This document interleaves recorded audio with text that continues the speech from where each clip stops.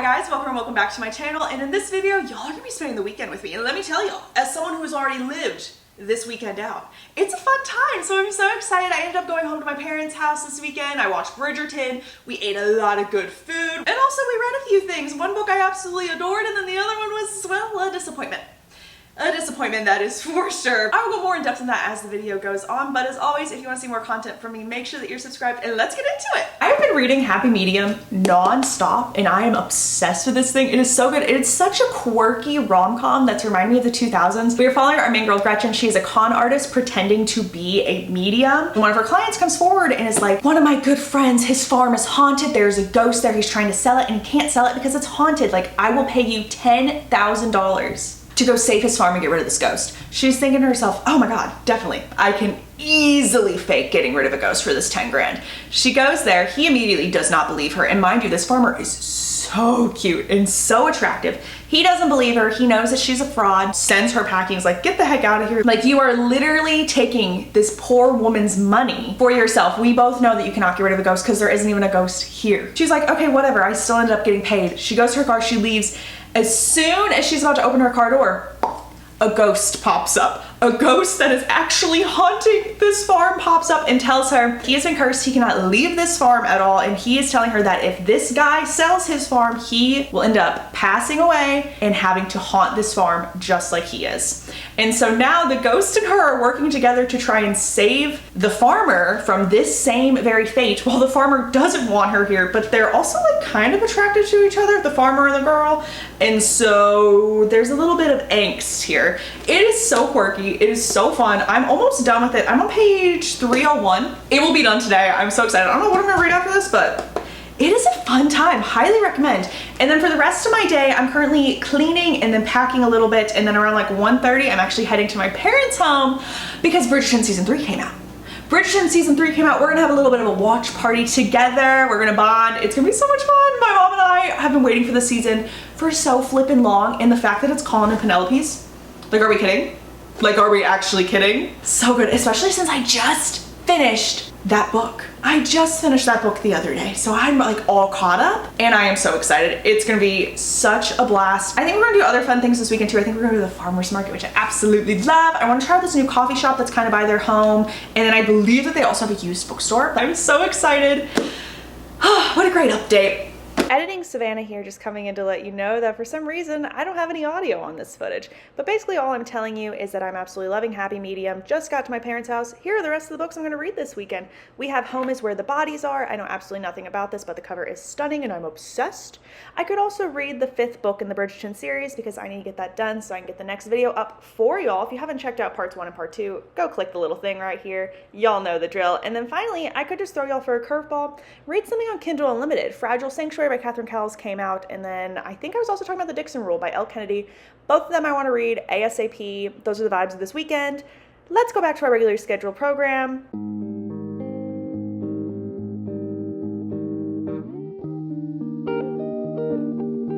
I look a little weird in this angle, but like, I'm at my parents' house, I'm on an air mattress, we gotta work with what we got. I just finished Happy Medium. I really enjoyed this thing. I'm giving it a 4-star rating. Solid 4 stars. I think that there was something towards the end that I thought was like a little bit of an unnecessary plot line, personally. So like that was a little bit like, I could have done without.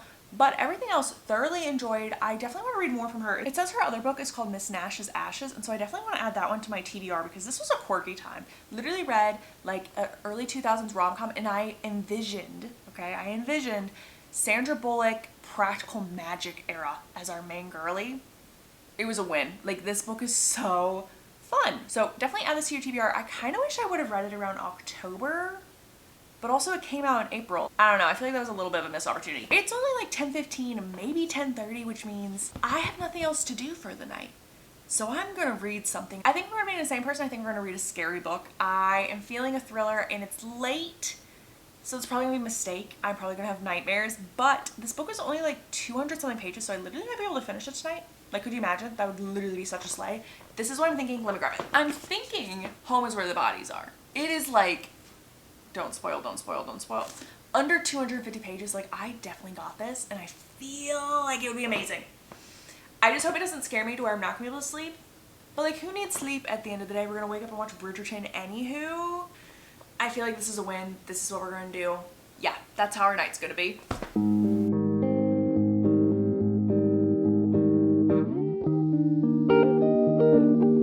In case anyone's wondering, I was very overzealous with me thinking I'd finish this book tonight. I'm 75 pages into it, almost where the bodies are. I don't know how I feel yet.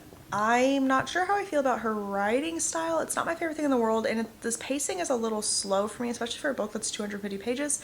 I don't know if it's because it's such a big cast or what, so I'm not sure. I do kind of understand where the story is going now, though. Once we hit a little reveal around like page 50, I was like, okay, I'm invested, I'm hooked, I'm gonna end up seeing what's gonna happen. I'm hoping that I start to adjust to her writing style. I'm just not sure yet. We are a little on the fence. I'm thinking it'll pick up, especially because on the front it says, an emotionally charged, twisty, and haunting thriller you won't soon forget. I love a twist.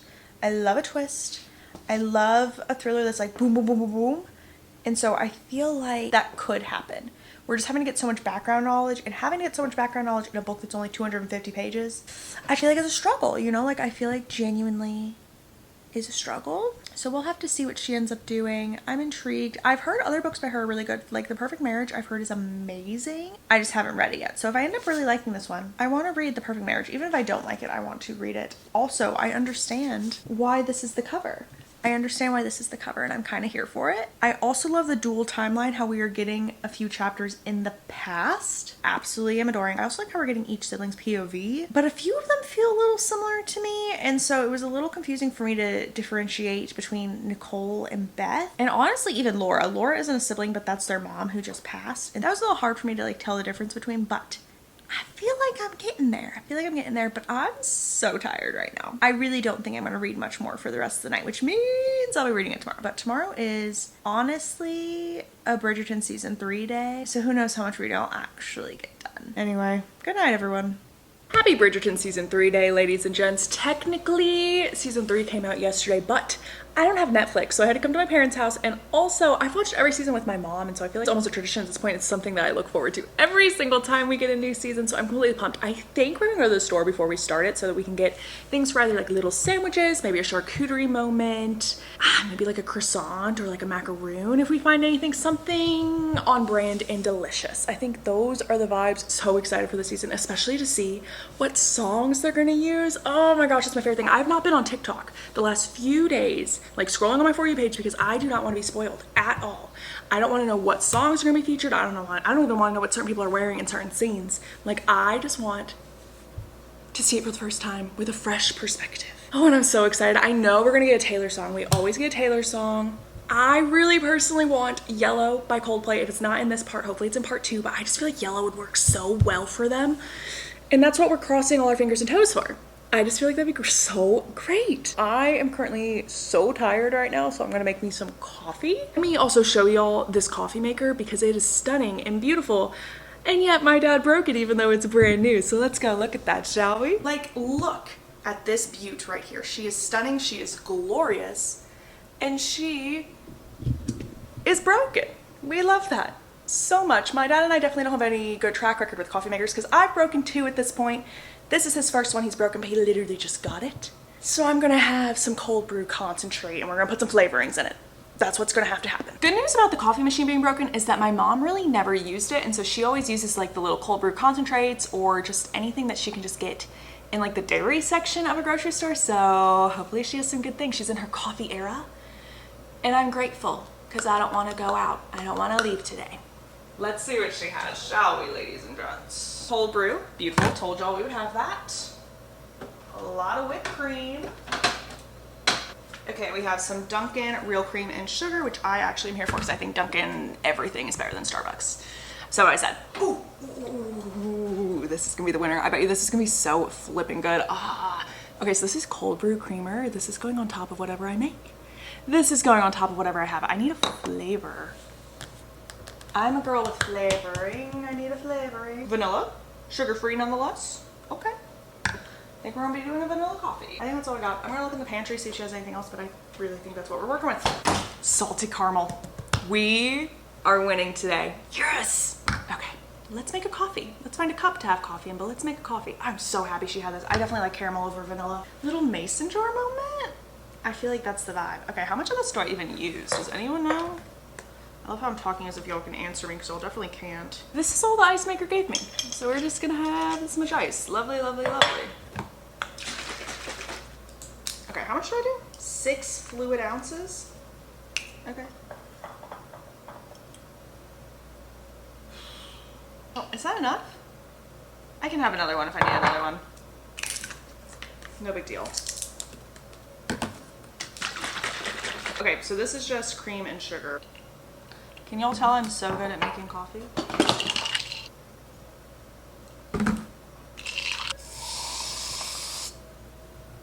Use your air with the cold foam. It comes out so quick, so there's so much. I'm happy the rest of this is sugar-free because this is a lot.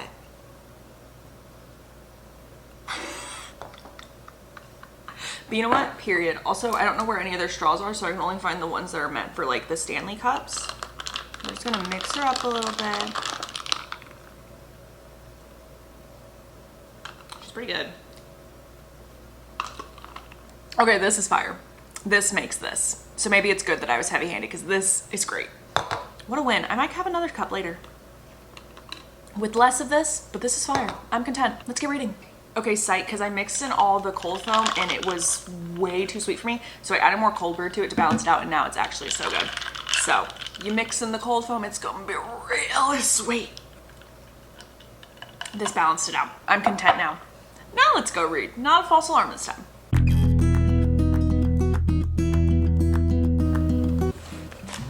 It's literally giving me the heebie-jeebies.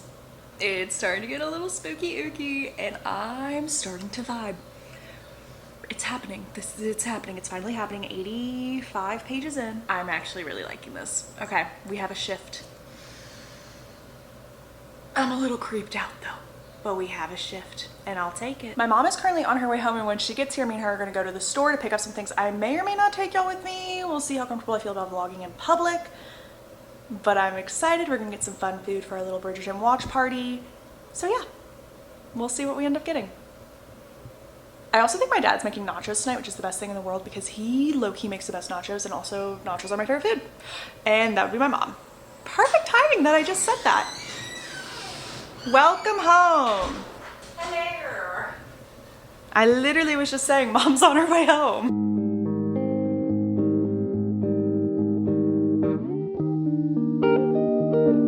Low-key most successful grocery trip of our lives. Mom is driving here. You don't have to. Oh, you are looking, period.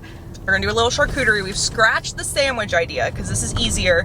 And then we got all the little fixins for nachos, which means dad's actually gonna kill it. It's gonna be so good. So good. Okay, let's go get that set up and then Bridgerton, period. Let's go.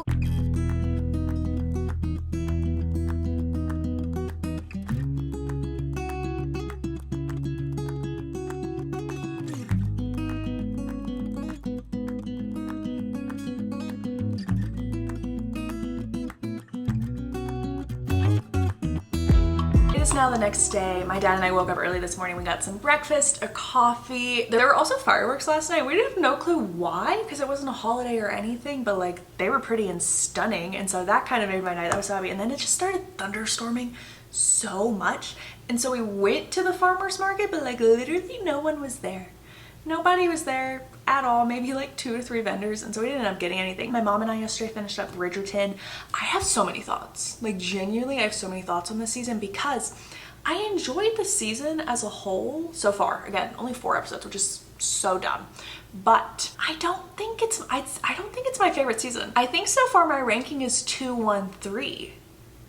I think. Again, we don't have the whole season yet, so it could change. And like there's nothing off with their chemistry, but they're not Kate and Anthony to me, you know? Like Kate and Anthony were my favorite part of this season. We literally got them in 1 episode and I was like, this is everything. This is everything I could ever ask for. And then they were gone. So maybe it'll pick up in June when part 2 comes out, and it should, because the way that the book goes, like it's about to go crazy. Like, it's about to literally hit the fan, which is what I'm here for. But my mom and I were literally losing our minds. Like, truly, during episode 4, we were screaming our lungs out, losing our minds. And so that was literally just a blast. That was just a blast and a half. My mom is currently playing Stardew Valley, and so I think I'm gonna sit in there with her, finish up Home is Where the Bodies Are. That is my plan for today, and then maybe start something else. I hope. But as soon as I finish that, I will give y'all an update, and I'm curious how I'm gonna end up rating it. I was really into it yesterday, and then I tried to pick it up last night and I wasn't in the mood for it, but I think it's because my brain was just kind of dead. My brain was kind of dead after Bridgerton, and I just need a little brain break. But we are fully caffeinated and we are ready to flippin' go. Let's do this.